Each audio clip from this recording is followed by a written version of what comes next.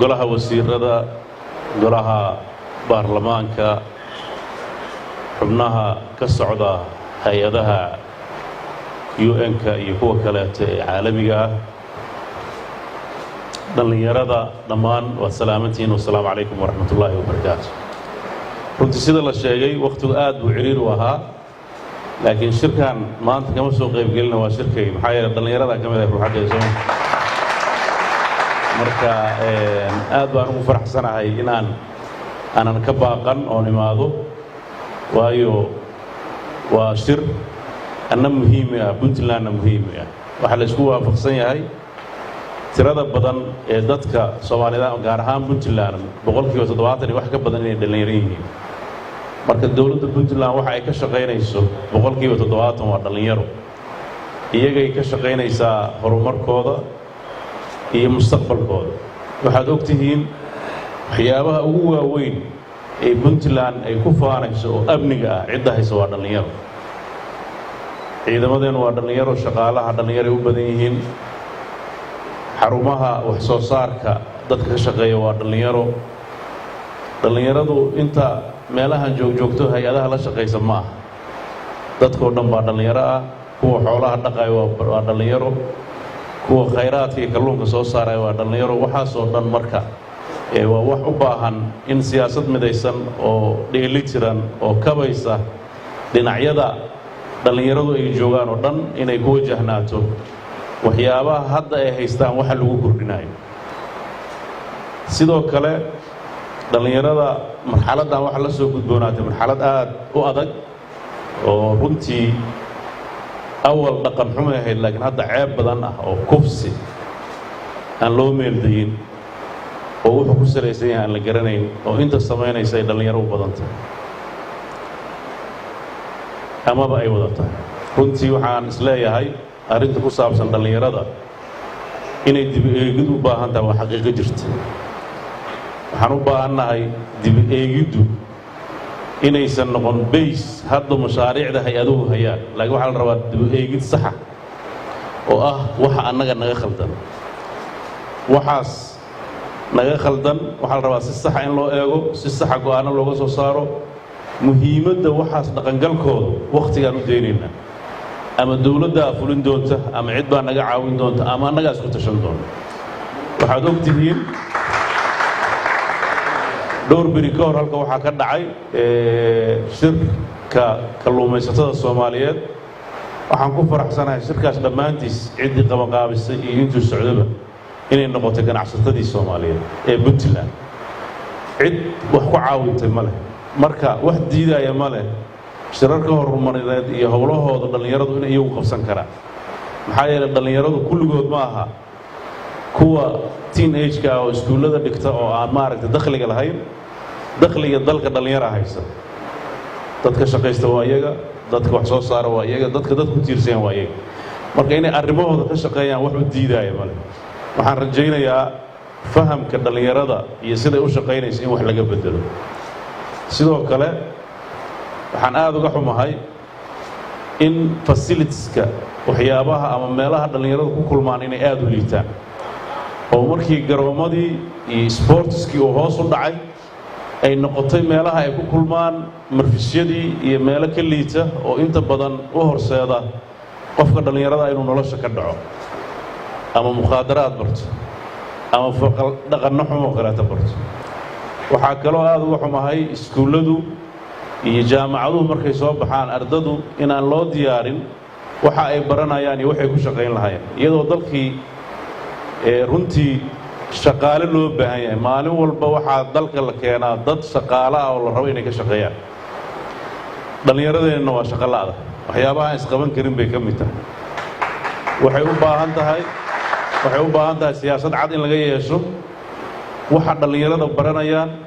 iyo caqabadaha haysta sidii looga gudbi lahaa waxaa maalmahan mar lay tusiyey clip ma BBC-da sheegtay ma garanayo reer laga wareysanayo wiilkoodii oo furtay meel doobiya jigjiga ahayd baan u malaynayaa oo islaantii uu qabay iyo hooyadiis iyo reerkii oo dhanba wax dhintay ay ka soo qaadeen ya runtii waxaad moodaa dadku magaalooyinka waa la iska soo galo dharkii magaalo waa la iska sitaaye weli wax badan baa dhiman baan u malaynayaa aqoontu haddaysan fahamka iyo garashadaysa wax ka qabanayn anigu waxay qabanaysaa garan laha ya ustaad maxamed waa fadhiyaa khubaradii tacliinta marka waxaan is leeyahay dad fara badan oo education ka shaqeeya meesha ah productionka youthka laga soo saaro waxay u baahan tahay dib loo fiiriyo maalin kasta waxaa la yidhahdaa vocational training baa la furaya oo hay-ado lacag looga qaataa qaarkood waa iska xirmeen qaarkood markii la dhisay wax kalaa lagu qabsaday qaar waxaan ogahay ari baa lagu xaraystay xataa ya vocational training aan shaqaynoo wax kale lagu qabsado baa Puntland ku jira marka dhalinyaradu waa soo bandhigaysaa baahiyaha marka ay isleeyihiin mashruuc baa lagu helaya laakiin markuu camal falayaan balambar lama hayo electrician lama hayo dadkii xirfadda lahaa lama hayo waa nasiib darro in dibadaha laga keeno dadkii xirfadda samayn lahaa hadda intaan maqnaa baan soo noqday maalin dhaweyd madaxtooyada waxaan arkay jardiiniyada wax la hagaajinaya mise niman bakistaaniya ku dhex wareegaya ka shaqaynaya is a shock really bakistaan baa ka shaqaynaysa dhallinyaradiina waa shaqo la-aadaha baa la yidhi maxaa yeelay contractorkii dadka shaqada uu haysto waa dad bakistaaniyiin iyo hindi iyo dad la mida marka runtii waxay u baahan tahay siyaasadda in si fiican loo qeexo maaha siyaasaddu ku salaysan based on project taas dalkan dan uma aha runtaa inay sheegayaa dalkan waa jiray iyadoo hay-ada aysan caawin waana jiri doonaa iyagoo isku filan ilaahay idankiis laakiin waxaa la rabaa dadkiisu inay u soo jeestaan siday dalkan u horumarin lahaayeen waxaan rajaynayaa inay halkaa ka soo baxdo arrimo isku dheelitiran oo dhinacna aan ka tegayn dhinaca sportska dhinaca wax soo saarka iyo in la horumariyo oo la hufo dhinaca entertainmentiga ruuxadeeda inaad la dhuudhuumataan macno samayn mayso waxaa la rabaa dhallinyaradu meelo ay ku caweeyaan oo laakiin ku habboon xaaladeenna iyo dhaqankeenna laga maarmi maayo marka waxaan rabaa inay wada socodka dalka inuu isu dheelitirnaado raggan gabdhaha yaryar ku waashana cudurkaas in la wadbaadi goobu u baahan yahay dadka aan leenahay aan horumarino haddayba yihiin dad jiran horta aan daaweyno bal horta dhallinyaradii hadday jirantay waaba dhib kaleeto iyadana aan malaynayn marka wasaaradaha waxaan leeyahay caafimaadka iyo dhallinyaradu waa joogaane arrimahan baaritaana u baahan yahay marka waxaan rajaynayaa inta jirana ilaahay caafiyo inta runtii hallowdayna ilaahay soo hanuuniyo oo dadkoodii dilaayo oo qarxinaayo oo weliba waxaa nasiib darro ah xogaha aan helayno dhallinyarada u badan ee wax qarxinaayo ee wax dilaayo waa dhallinyaro aad u yaryar oo maskaxda laga xaday waa nasiib darro in nin fidnaysan oo gadaal fadhiyo inuu intuu carruurtii soo diro uu yidhaahdo idinku isdila isna uu taagan yahay oo gadaal fadhiyo marka waxaan rajaynayaa arrimahaas ku saabsan xagjirnimada oo dhaqan insaan maaha marka diinta laga tagaba bini aadamku noloshiisu waa balanced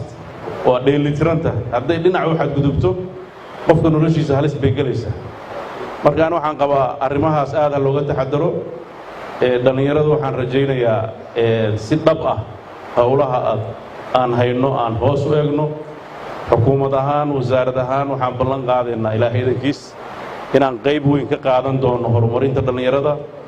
waxaan rabnaa naadiyada sportska oo culays badan uu wajahay siyaasaddaas weli daraasay ku socotaa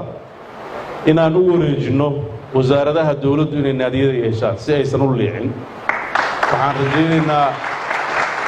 tartanno sportsis oo kala duwan oo Puntland ay caan ku noqoto in aan abuurno waad ogtihiin maanta industriga maxaa la yidhaahdaa sportsku wuxuu noqday wax la kala macaasho soo maaha adduunka yaa marka hadda intaan wax niin raadinayno kuwo inay naga soo baxaan hadhowti annagana aan ku faarno